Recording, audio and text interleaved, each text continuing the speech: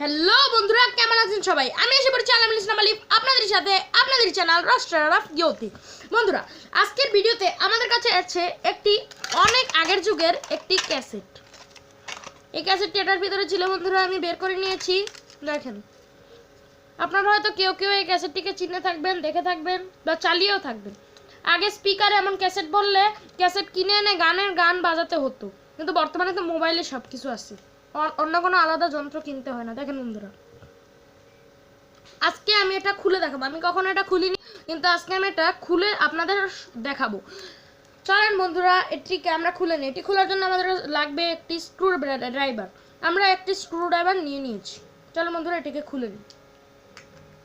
বন্ধুরা, আমাদের ভিডিওটি আজকে খুব ইন্টারেস্টেড হতে চলেছে, তাই আমাদের ভিডিওতে আগে থেকে একটি লাইক দিয়ে দেন ও আমাদের চ্যানেলটিকে একটি সাবস্ক্রাইব করে দেন, কারণ আমাদের ভিডিওটি আজকে খুব সুন্দর হতে চলেছে ও আপনারা হয়তো পরে লাইক দিতে ভুলে যাবেন। তো বন্ধুরা, এখনই একটি লাইক দিয়ে দেন।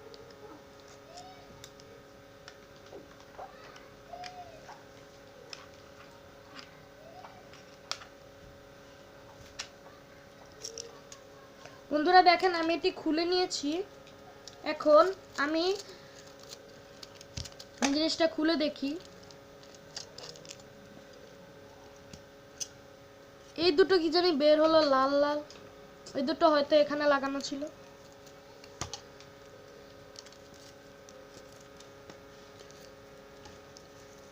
দেখেন বন্ধুরা, আর এমন একটি প্লাস্টিকের ইয়ে বের হয়েছে।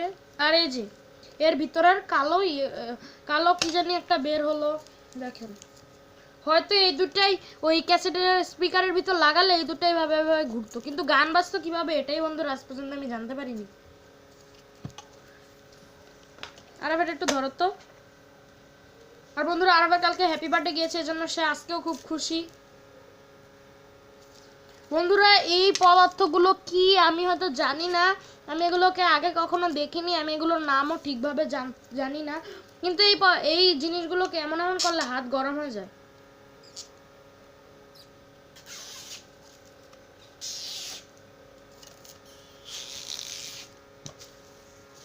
দেখেন বন্ধুরা, আমি এইটিকে খুলে নিয়েছি।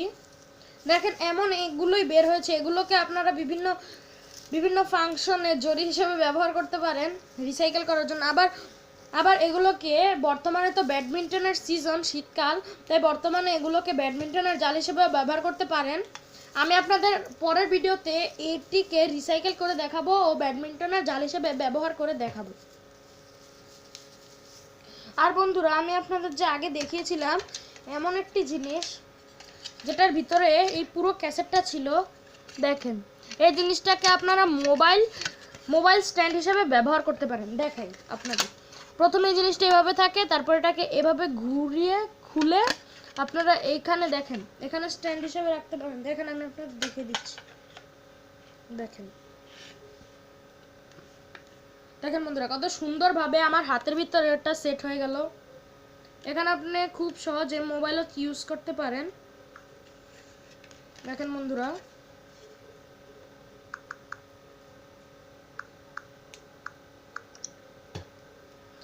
এটাকে খুব সুন্দর স্ট্যান্ড হিসেবে আপনারা ব্যবহার করতে পারেন। আমি তো পরের থেকে এই স্ট্যান্ডেই মোবাইল রেখে ভিডিও বানাবো আপনাদের জন্য। আবার এটাকে এইভাবেও রাখতে পারেন।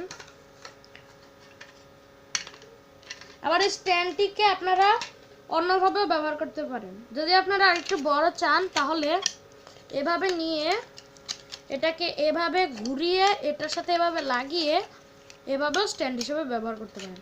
এটা এভাবে রিসাইকেল হয়ে যায়। আর আমি আপনাদের বলে দিই, ঘরে যত কিছু নষ্ট হয়ে যাক, আপনারা কোনো জিনিস ফেলবেন না, কারণ এগুলো রিসাইকেল করতে অনেক ভালো হয়। আমাদের সমাজের বিভিন্ন পদার্থ বেঁচে যায় এগুলোকে রিসাইকেল করলে। এগুলো কখনোই আপনারা ফেলাবেন না, কোনোভাবে আপনাদের মাথার বুদ্ধি দিয়ে এগুলোকে রিসাইকেল করার চেষ্টা করবেন। ওকে বন্ধুরা, আজকের জন্য এতটুকুই। আবার দেখা হবে পরের এপিসোডে। ততক্ষণের জন্য আসসালামু আলাইকুম ওয়া রাহমাতুল্লাহি ওয়া বারাকাতুহু। আর পরের এপিসোডে আমি ইনশাআল্লাহ আপনাদের এগুলোকে রিসাইকেল করে দেখাবো। ওকে বন্ধুরা, টাটা।